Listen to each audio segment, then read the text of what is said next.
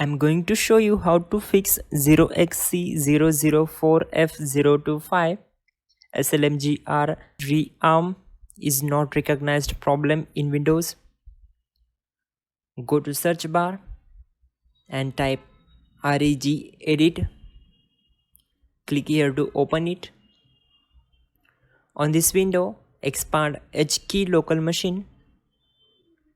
Then click to expand software.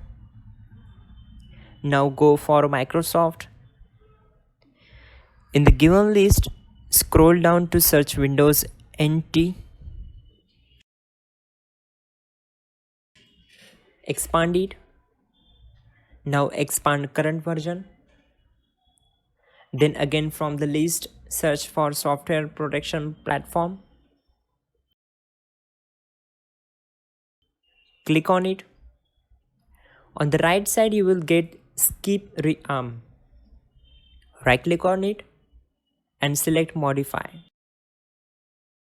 Then change value data 0 to 1. Click on OK and close the window.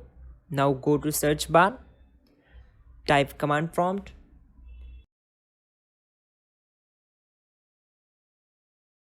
Right click on it and run as administrator.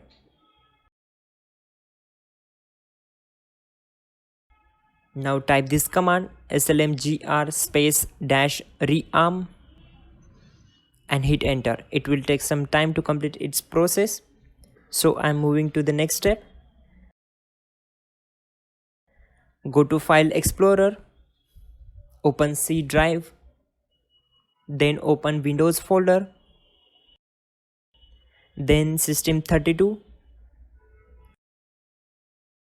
Now find the file name as slmgr. It should be named as slmgr. If not, rename it as slmgr. That's it guys, your problem will be solved. You're good to go.